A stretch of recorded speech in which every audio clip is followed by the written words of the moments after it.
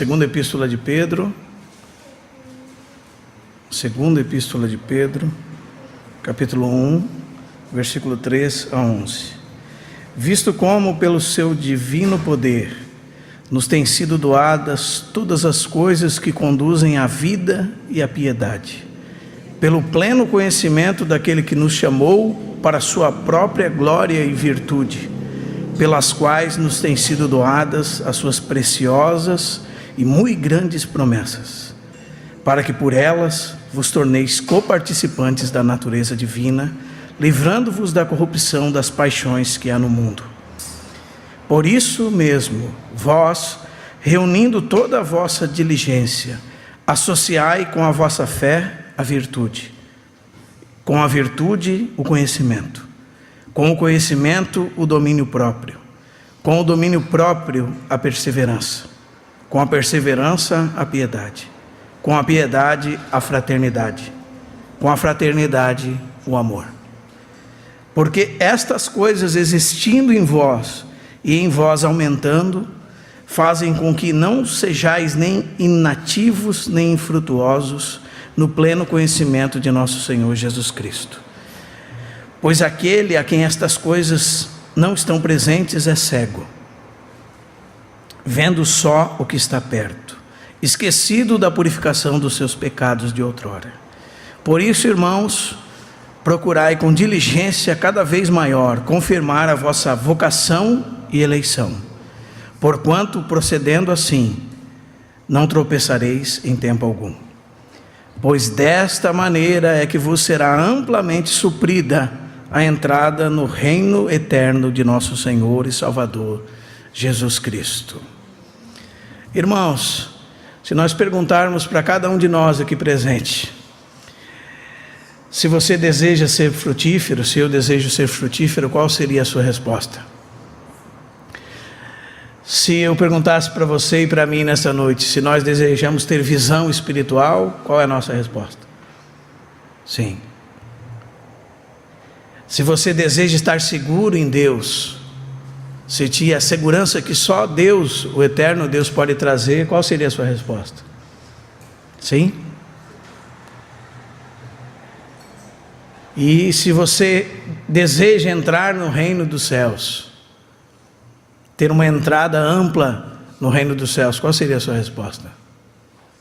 Não há dúvida, irmãos, que quando perguntamos para qualquer salvo sobre estas coisas, esse é o desejo, não é verdade? A resposta para todas essas perguntas é sim. E esses são resultados da provisão de Deus, que encontraram em nós respostas, encontraram em nós diligência, esforço, então produziram estas coisas, produziram frutos, fizeram com que nós tivéssemos visão espiritual, confirmaram a nossa eleição e a nossa vocação em Deus, e farão com que nós tenhamos entrada ampla no reino eterno de nosso Senhor e Salvador Jesus Cristo. Então, para todas essas perguntas, irmãos, a resposta é a mesma. Você deseja tudo isso? Sim. Todas essas coisas estão descritas do verso 8 ao verso 10.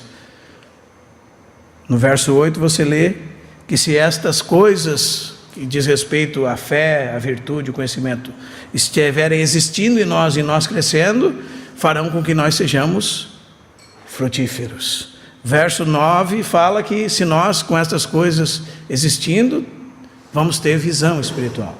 Porque naqueles que estas coisas faltam, são cegos. Só enxergam o que está perto.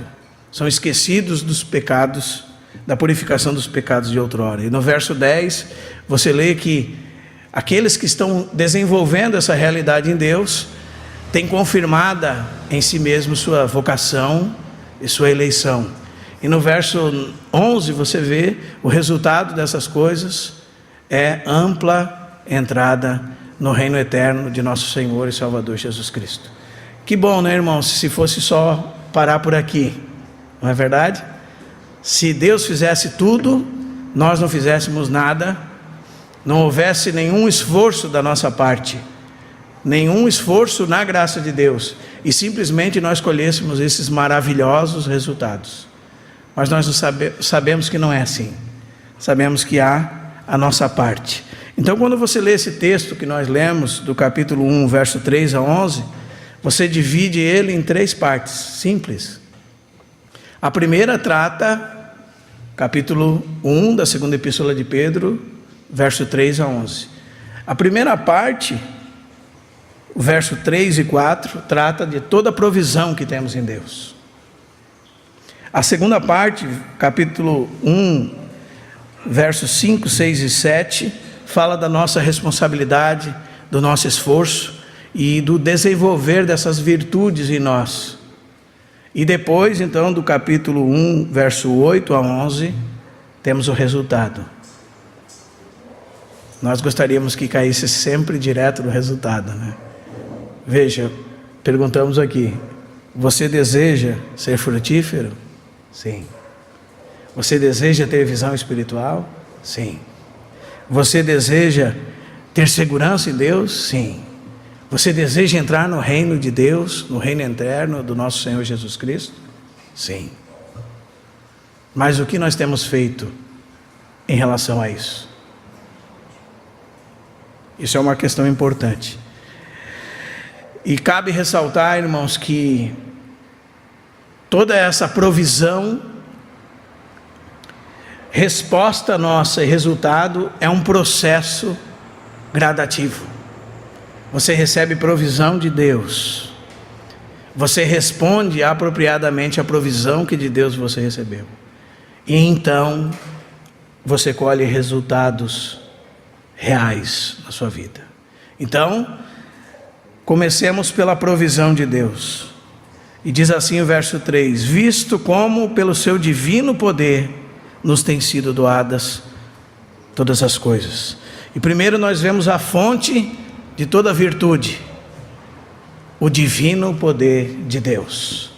Em outras palavras, irmãos, como diz Paulo em Efésios 1:3, bendito Deus e Pai de nosso Senhor Jesus Cristo, que nos tem abençoado com toda sorte de bênção espiritual nas regiões celestiais em Cristo. Tudo isto provém de Deus, pelo divino poder de Deus. E qual é o propósito desta provisão de Deus? Continua o verso dizendo: visto pelo seu divino poder nos tem sido doada todas as coisas que conduzem à vida e à piedade. Esse é o propósito. A palavra vida diz respeito à própria realidade espiritual em Deus, e piedade é podemos dizer assim, uma outra maneira de dizer que nós somos cristãos. Nós somos cristãos, então somos semelhantes ao nosso Deus, somos piedosos, temos reverência. Isso está por trás da palavra piedade, ou seja, vida cristã prática. Primeiro, a vida, que é a realidade em Deus, então a manifestação dessa vida, prática de vida cristã. Amém? Esse é o propósito de Deus. Primeiro a fonte, o próprio Deus, o poder de Deus. Esse poder nos conduz à vida e à piedade. E prossegue dizendo o meio pelo qual isso acontece. E o texto diz assim, irmãos: por meio do qual, aliás, pelo conhecimento completo daquele que nos chamou para a sua própria glória e virtude. É interessante que Pedro usa muito esta palavra epignosis, ou pleno conhecimento. Era uma coisa muito debatida na época e é uma coisa que está como chave dessa epístola aqui. Ele está combatendo falsos mestres, está levantando a bandeira do Evangelho contra, na sua primeira epístola, irmãos, o ataque contra os irmãos estava de fora, perseguições externas. Eles haviam sido dispersos por muitos lugares, e recebe a primeira epístola de Pedro para que aquela epístola os encorajasse que os sofrimentos da era presente vão ser recompensados com a glória futura. E o exemplo que eles deviam tomar era o exemplo de Cristo. Mas na segunda epístola, o problema estava de dentro para fora. O problema estava com falsos mestres, com falsas doutrinas, com um falso conhecimento. Então Pedro se refere aqui a um conhecimento verdadeiro, um conhecimento que é experimentado somente na prática. Não é um conhecimento somente intelectual, psicológico, mas é um conhecimento experimental. É como você estudar sobre um bolo, você sabe como fazer, você sabe a receita, quanto tempo fica no forno, mas você nunca provou desse bolo. Pedro está falando de provar do bolo, de um conhecimento experimental de Deus, em realidade. E é esse o meio pelo qual as virtudes de Deus vêm a nós. Amém, irmãos? Não é de outra maneira, mas pela uma experiência genuína com Deus, pelo um relacionamento genuíno com Deus, que vai da oração à leitura da sua palavra, não como se caísse do céu sobre as nossas cabeças, mas com muito esforço e dedicação da nossa parte. Mas o meio é este, o conhecimento prático, experimental de Deus. E continua dizendo o texto, pelos quais nos têm sido doadas suas muito grandes e preciosas promessas. Essas são as bênçãos dessa provisão, as suas muito grandes e preciosas promessas. E são muitas, e todas, diz Paulo em 2 Coríntios, têm em Cristo o seu cumprimento, o amém, a realidade das coisas. Quais são essas promessas? Os irmãos sabem, irmãos? Promessa de novos céus e nova terra, promessa de regeneração, como Ezequiel 36, promessa do Espírito Santo, do Espírito de habitação em nós, promessa do revestimento do Espírito Santo, promessa de uma vida que pode ser vivida pelo poder do Espírito, com o auxílio do Espírito, promessa de um reino vindouro. São muito grandes, preciosas promessas. São promessas que não têm comparação nenhuma com as coisas dessa vida. Veja aqui 2 versículos maravilhosos que nós estamos lendo, irmãos.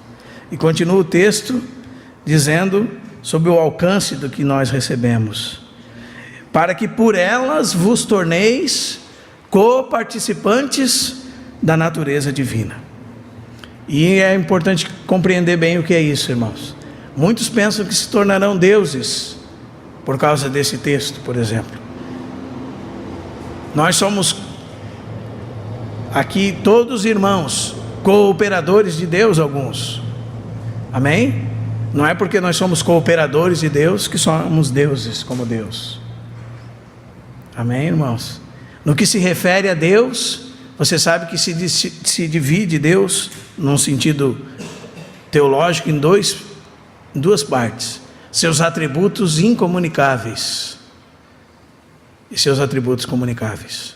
Você nunca será Deus. O irmão do passado dizia que quanto mais perto de Deus você se achegar, mais homem você se tornará. Mais homem como Deus quis que você fosse, porque você é homem, você é da natureza humana. Mas o texto diz que nós somos participantes da natureza divina. Então, em que sentido, irmãos? Somente nas questões morais de Deus, nos atributos morais de Deus. Você não será onipresente, onisciente, amém? Nunca será. Mas nas questões morais, no amor, na justiça, na santidade, na bondade, na misericórdia, nestas coisas morais, nesses atributos morais de Deus, que chamamos de coisas, entre aspas, para se referir a elas, nós somos participantes. E isso é uma glória, não é? E continua dizendo o texto sobre o livramento que recebemos através dessa provisão. Livrando-vos da corrupção das paixões que há no mundo. Então, irmãos, nós em Deus temos provisão para isso, para ser livrados de toda a corrupção que há no mundo. Amém? De todo esse desejo desenfreado que há no mundo.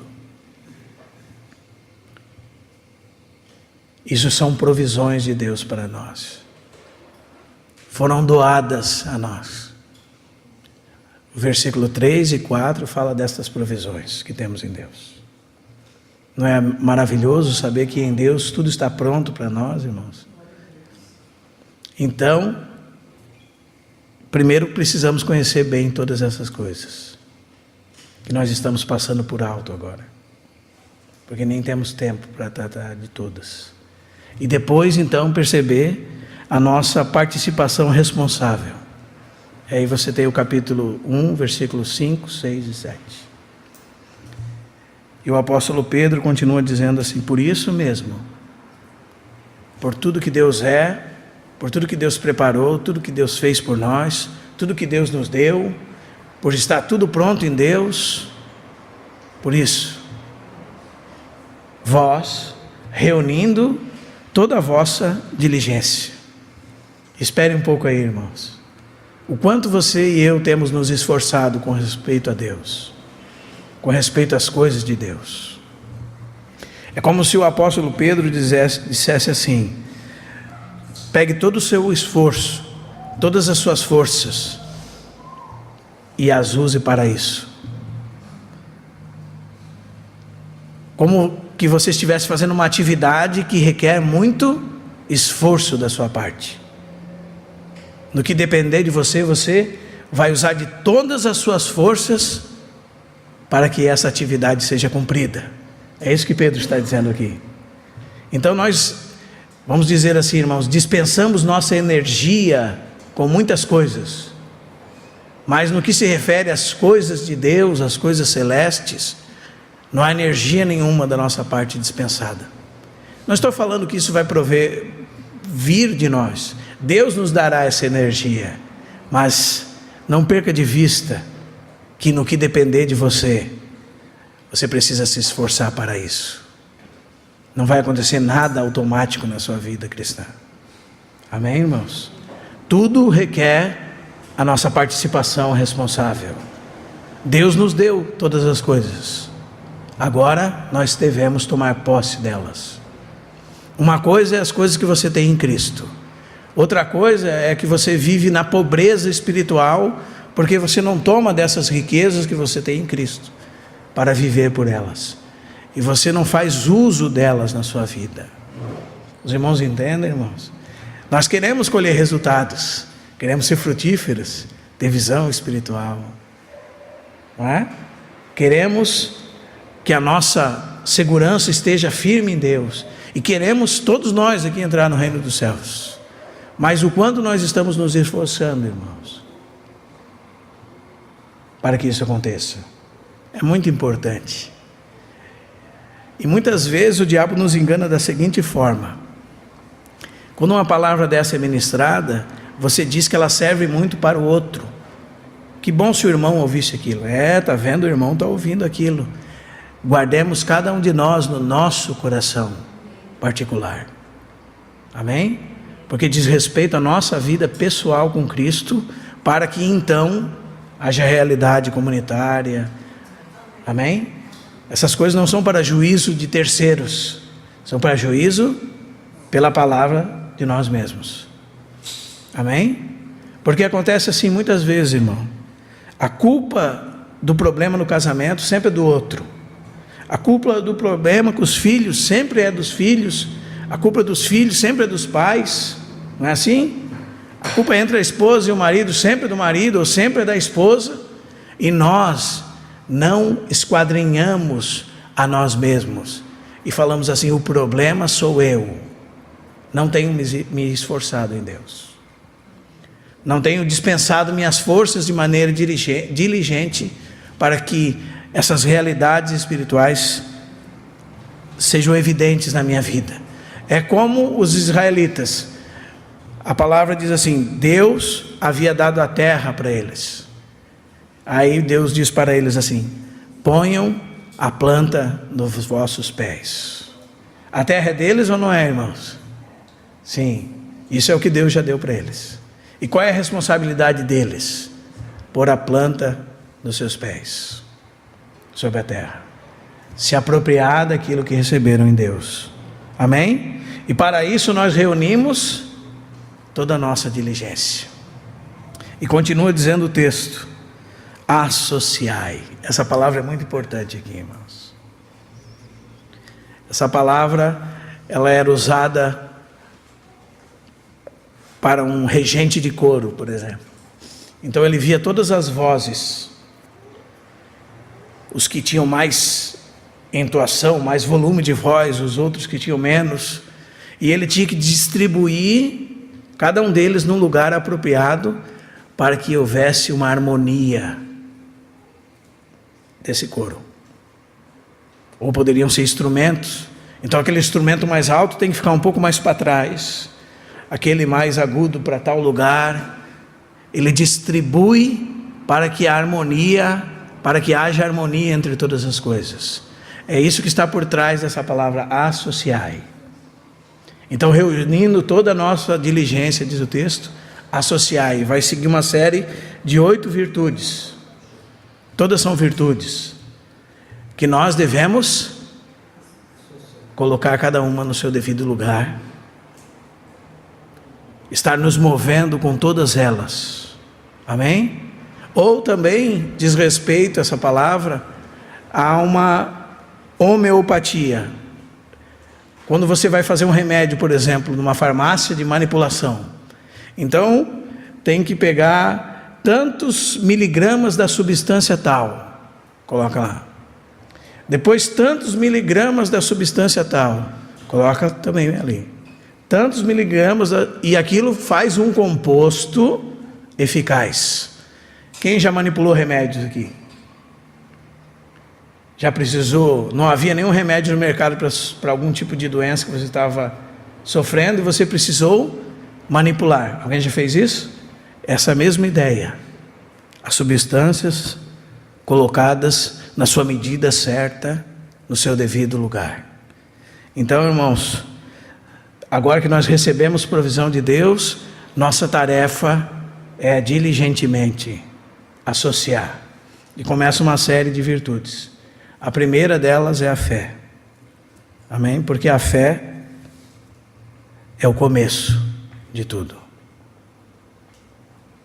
Você recebe fé ouvindo a palavra de Deus. Você é justificado pela fé.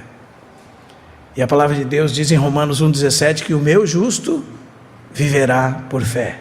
Viver por fé é receber vida pela fé e viver por essa vida unido em Deus.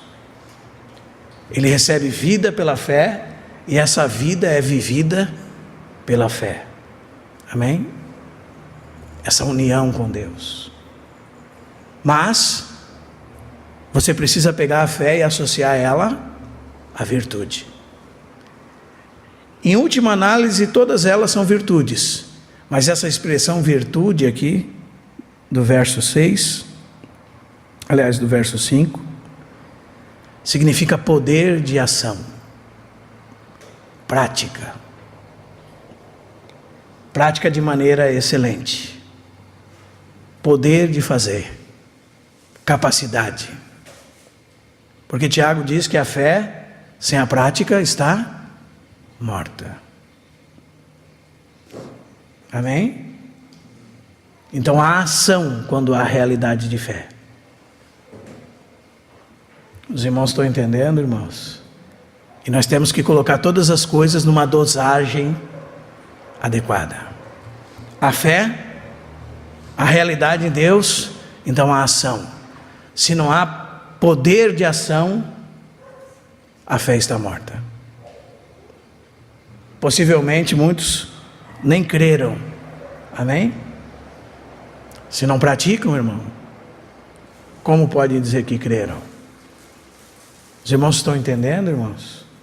E nós precisamos com diligência associar a fé à capacidade de fazer. Mas muitas vezes, irmãos, quando nós estamos fazendo,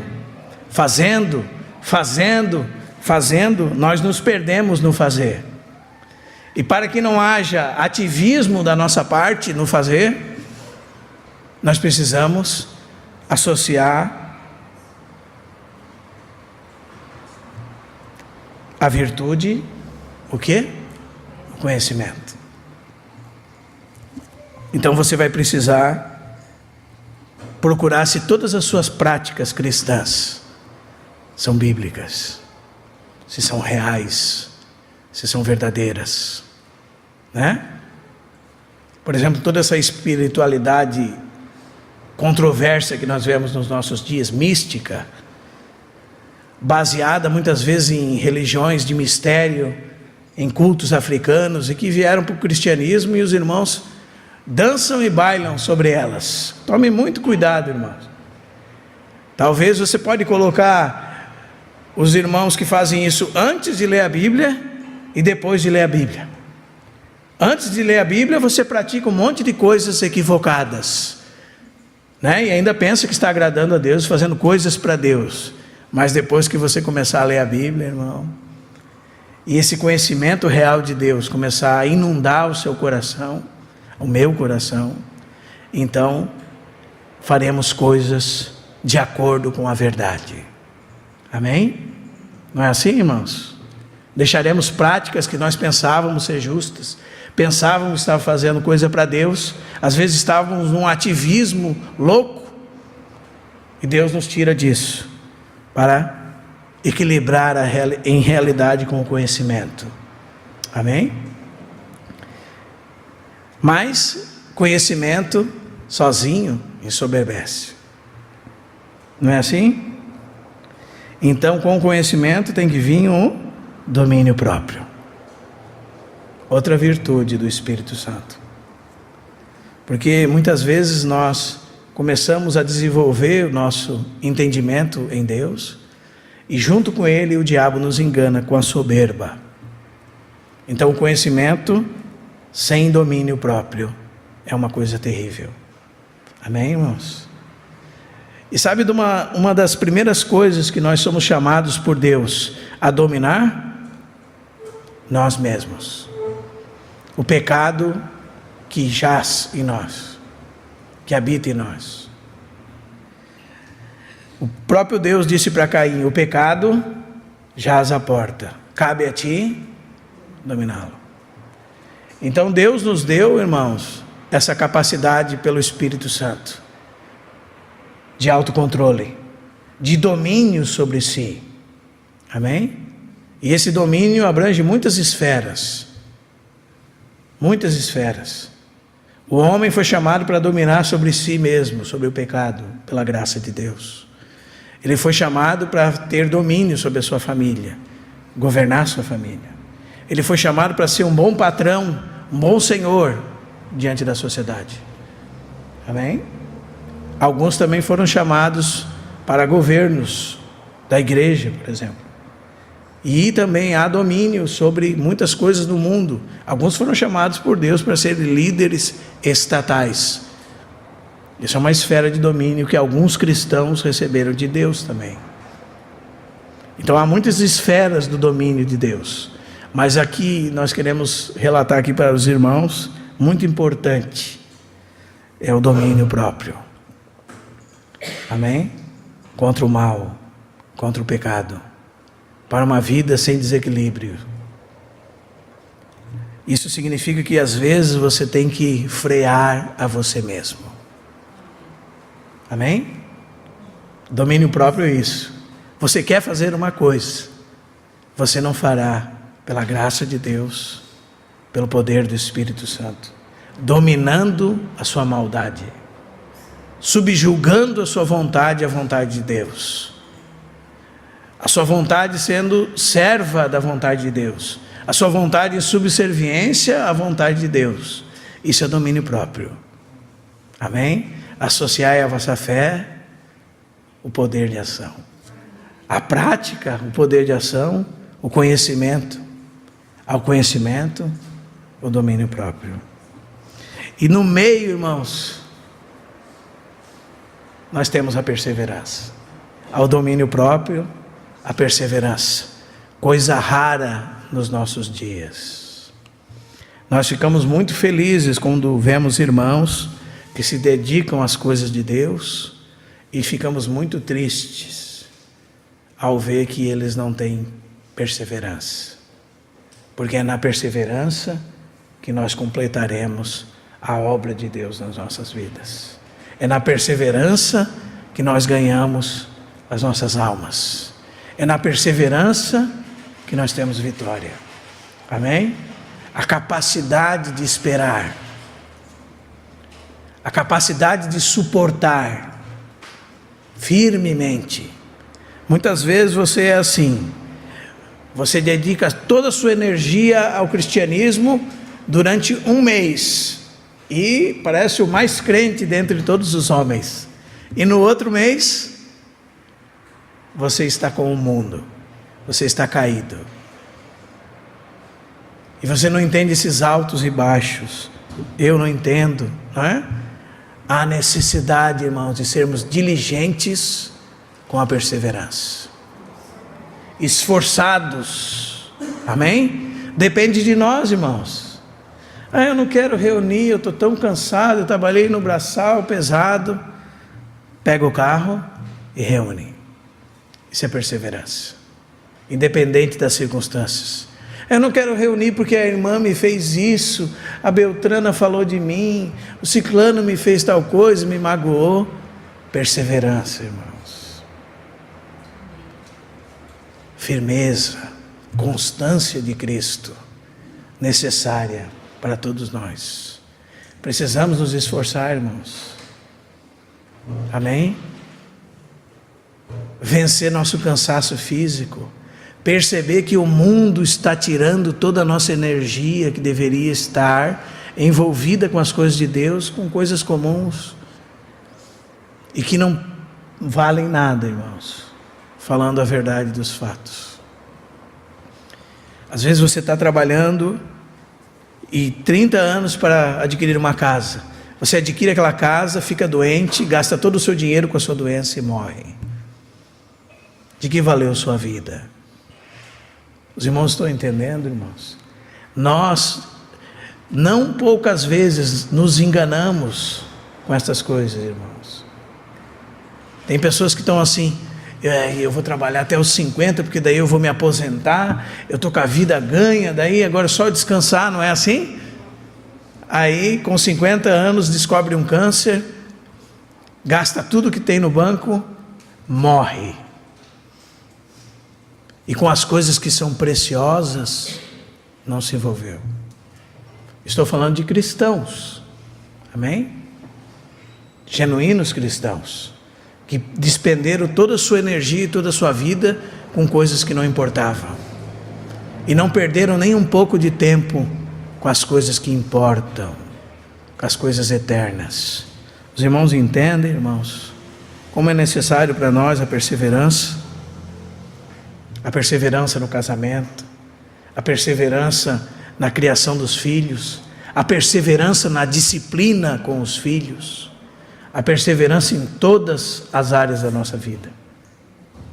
Existe, por exemplo, muitas vezes que nós temos que lidar com os nossos filhos 3, 4 meses para salvarmos a sua alma. E nesses 3, 4 meses deve haver uma disciplina em realidade e sem tirar a mão da disciplina, para que então haja mudança de caráter. E nós afrouxamos porque não somos perseverantes, e depois perdemos os nossos filhos, muitas vezes. Seja perseverante, amém? Associe ao domínio próprio a perseverança, associe a perseverança à piedade. A piedade diz respeito à vida em semelhança com Deus, irmãos. Grande é o mistério da piedade. Deus manifesto em carne, justificado em espírito, visto dos anjos, pregado aos gentios, crido no mundo, recebido na glória. Grande é o mistério da semelhança com Deus. Deus manifesto em carne. Não só dizendo respeito a Cristo e a sua encarnação, mas todas as vezes que Cristo vive em nós, todas as vezes que Ele se manifesta em nós, existe vida piedosa. Como eu disse para os irmãos, isso é outra palavra para se referir à vida cristã. Vida cristã, vida piedosa, vida de reverência, vida que teme a Deus, tem o santo temor de Deus, tem reverência da presença de Deus. E é interessante porque a presença de Deus, irmãos, vai muito além dessas 4 paredes. Amém?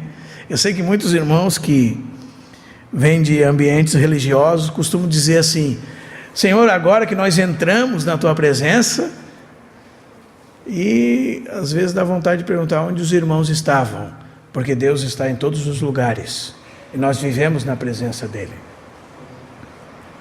não é? Então ter reverência pela presença de Deus é algo muito importante, irmãos. Isso está por trás dessa palavra, piedade. Uma vida piedosa não é uma vida de cabeça baixa, mas é uma vida de realidade com Deus, de manifestação de Deus. Amém? Então, com a piedade, a fraternidade. Porque o seu relacionamento de comunhão com Deus está bem, você ama os irmãos. Fraternidade, o amor fraternal diz respeito a isso. O amor entre irmãos.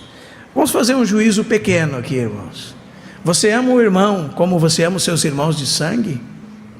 Você ama os irmãos da comunhão como você ama os seus irmãos naturais? Será?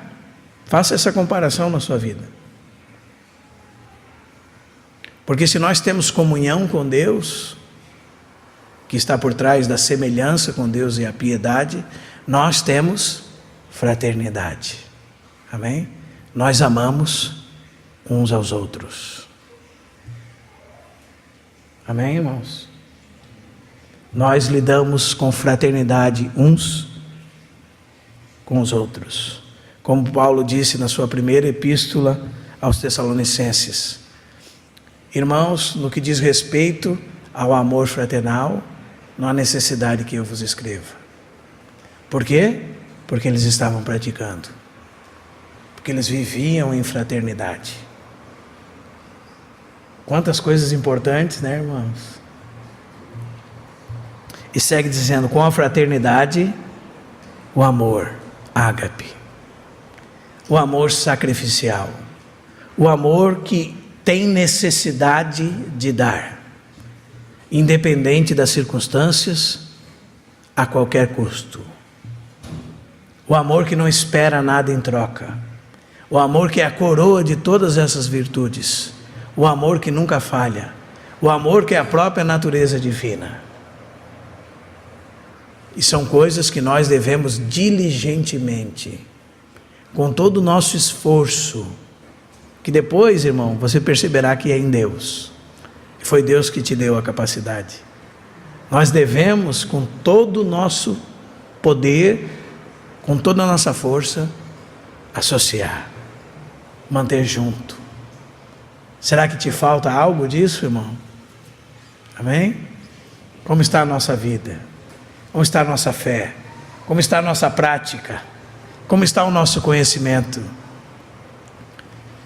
Como está o nosso domínio próprio? Como está a nossa perseverança?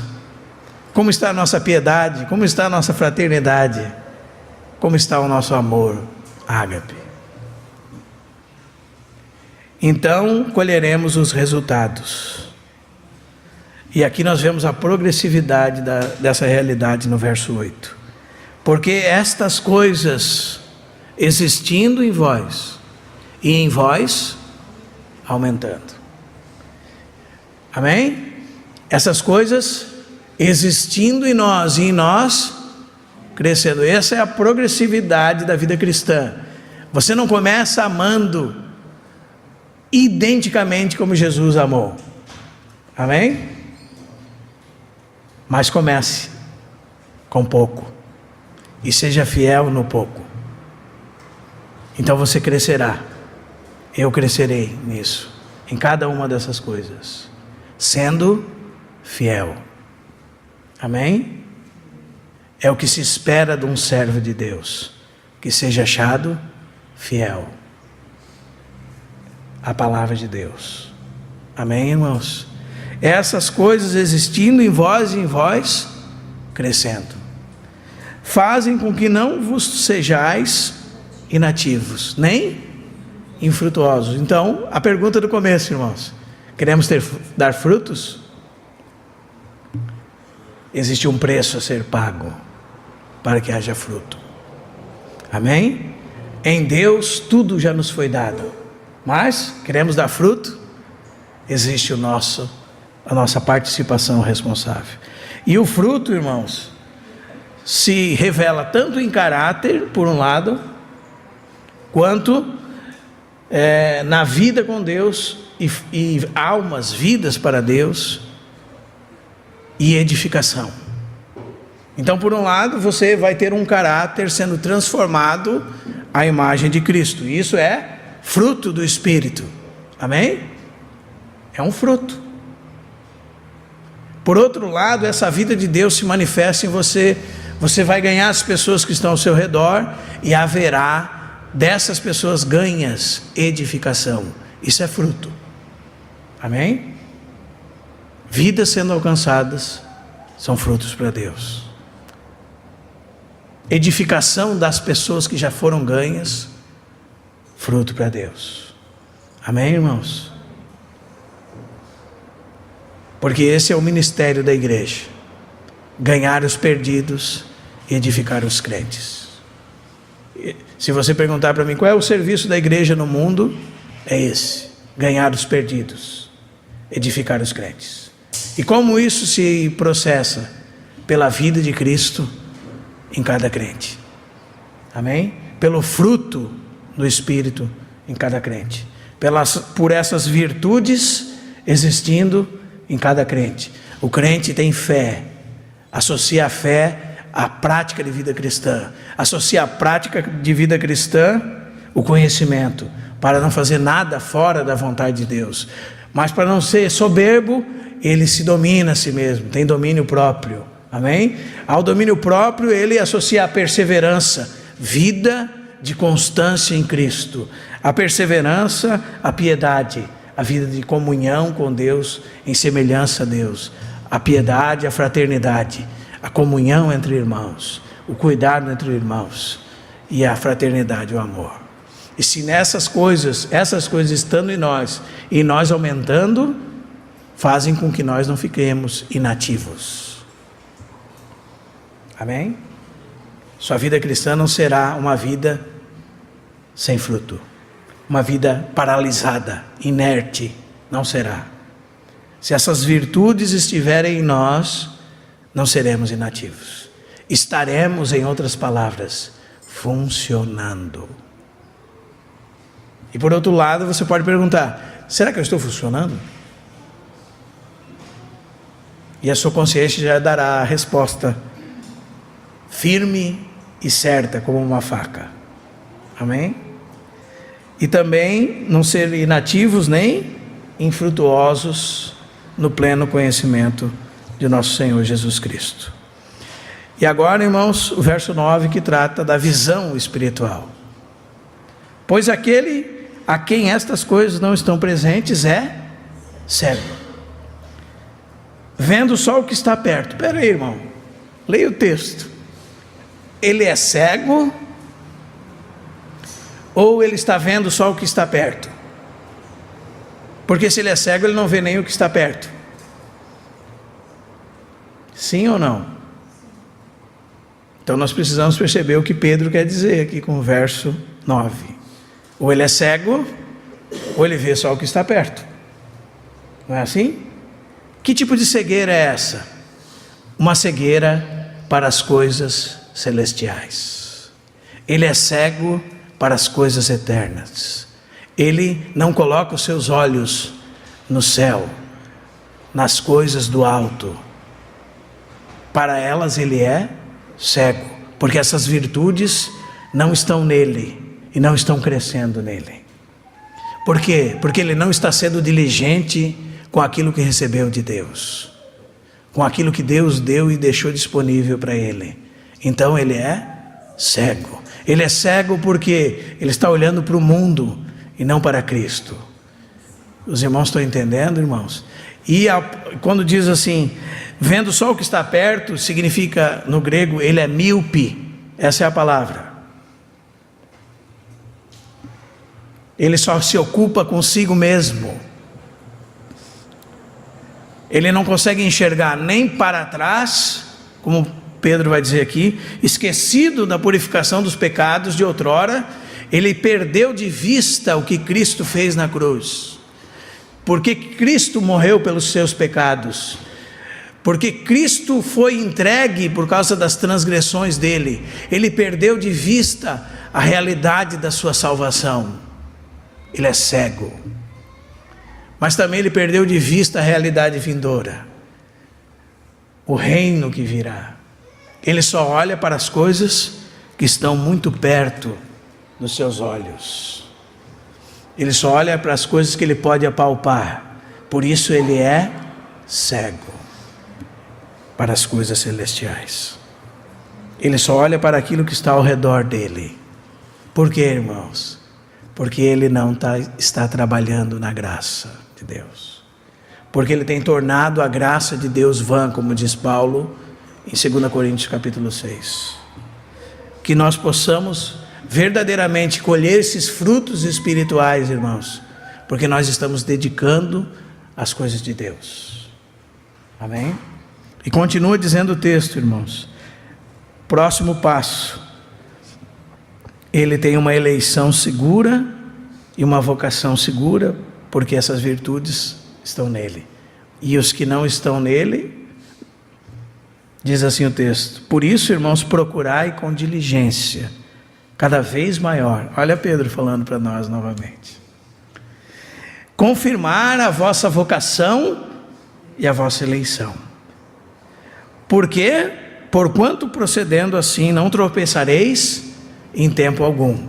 Então, irmãos, quando nós estamos trabalhando em Deus diligentemente, nós estamos confirmando para nós a nossa eleição e a nossa vocação. Isso aqui não diz respeito a Deus, irmãos. Deus conhece os que são seus. E também a segurança que eu descrevi aqui não diz respeito a Deus. Não há um ser mais seguro do que Deus. Mas nós precisamos dessa segurança. Nós precisamos confirmar a nossa vocação. Nós precisamos ser diligentes para estarmos seguros que estamos cumprindo aquilo que Deus nos chamou para fazer. Nós que precisamos confirmar a nossa eleição. Diz respeito a nós. Você sabia que você é um eleito de Deus antes da fundação do mundo? Você sabia? Eu não tenho muita segurança nisso. Trabalhe na graça de Deus, diligentemente, associando as virtudes que Deus te deu, e faça elas crescer em você na graça de Deus. Cada vez mais, a certeza da eleição estará com você. Que Deus te escolheu antes da fundação do mundo. E Ele não só te escolheu, Ele te chamou. Ele te vocacionou. Não é? E cada vez que nós trabalhamos em Deus e para Deus, nós vamos perceber que fomos chamados por Ele. Que o Deus da glória em Cristo Jesus nos chamou para uma tão grande salvação. Que maravilha, né, irmãos? E continua o texto dizendo que não apenas isso, mas procedendo assim, não tropeçaremos em tempo algum. E nós sabemos que tropeçamos em muitas coisas, não é? Mas se nós estivermos envolvidos com as coisas de Deus, cada vez tropeçaremos menos. Porque à medida que essa vida cresce em nós, irmãos, do novo homem, da nova criação, ela vai ofuscando as atitudes da velha criação. Então, cada vez um cristão maduro peca menos, tropeça menos. Nunca deixará de ser pecador, somente quando o Senhor voltar e o pecado for tirado do corpo dele. Mas, cada vez menos ele peca, porque ele é maduro, então ele peca menos.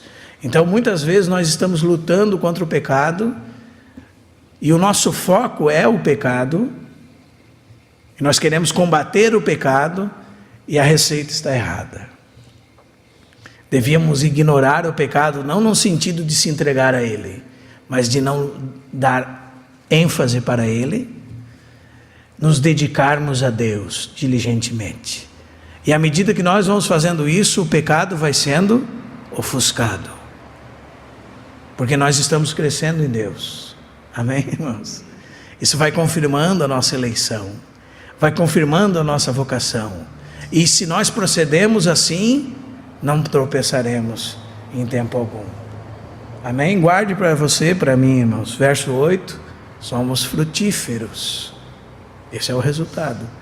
Verso 9, temos visão espiritual. Não somos cegos. Não esquecemos nem do que Cristo fez, nem do que Ele fará. Verso 10, estamos confirmando a nossa vocação e a nossa eleição. E com isso, estamos tropeçando menos. E a coroa de todas as coisas, uma entrada garantida. Verso 11. Pois desta maneira é que vos será amplamente suprida a entrada no reino eterno de nosso Senhor e Salvador Jesus Cristo. Que o Senhor nos ajude, irmãos. Amém? Você quer ser frutífero? Você quer ter visão espiritual? Quer ter segurança em Deus? Amém? Quer entrar no reino de Deus? Quer reinar com Cristo? Que resultado maravilhoso, irmãos. Chegamos ao fim e vemos que alcançamos o prêmio da soberana vocação de Deus em Cristo Jesus. Que cumprimos o propósito de Deus. E ouvimos da parte do Senhor: vinde benditos de meu Pai, entrai no reino que vos foi preparado antes da fundação do mundo. Isso é uma glória, irmãos, futura. Mas essa glória requer um preço presente. Amém? Como? Na graça de Cristo. Amém? Lembre-se, guarde no seu coração, verso 3 e 4. Toda a provisão de Deus para o seu coração. Versos 5, 6 e 7. Sua responsabilidade. Verso 8 a 11. Nossos frutos. Frutos para Deus. Amém? Pai Santo, nós te damos graças por esta noite. Pela tua palavra que não volta vazia, Senhor. Palavra que prospera naquilo que ela foi enviada. Nós sabemos como necessitamos, Senhor, começar a responder apropriadamente ao teu coração, cada um de nós. Sem dúvida nós temos falhado contigo nestas coisas. Temos nos esforçado em tantas outras coisas, Senhor. Dispensado nossa energia com o nosso trabalho, com nossos problemas familiares, com coisas que queremos adquirir nessa terra, com os negócios dessa vida, Senhor, com a fascinação das riquezas, e temos ofuscado a tua palavra e feito com que ela esteja infrutífera em nós. Senhor, ajuda, Senhor, como oramos no começo dessa reunião. Ajuda-nos, Senhor, cada um de nós, para que a tua palavra possa achar caminho em nós. Que o Senhor, pela misericórdia e pelo teu Espírito Santo, possa convencer os nossos corações. Que o teu Espírito Santo possa quebrantar o nosso coração endurecido pelo pecado, Senhor, endurecido pelo costume de estar em reuniões cristãs e por religiosidade, por nos acostumarmos com as coisas santas. Que o Senhor possa achar caminho em nós, Senhor, para que haja fruto, que o Senhor receba fruto para ti. Nós oramos pela tua graça, Senhor, porque sabemos que todo esse esforço é na tua graça, e nós trabalhamos pela tua graça, na tua graça. É a tua graça que traz de volta a nossa capacidade para respondermos o Senhor apropriadamente, Senhor. Por isso nós te pedimos pelas nossas vidas. Tenha misericórdia de nós, Deus. Ajuda-nos, capacita-nos, Senhor, para dispensarmos nossa força nas coisas celestes. Pôr os nossos olhos em ti.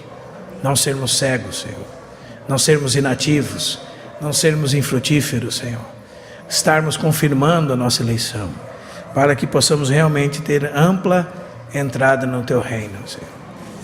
É a nossa oração no nome do Teu Filho Jesus Cristo, Pai. Amém.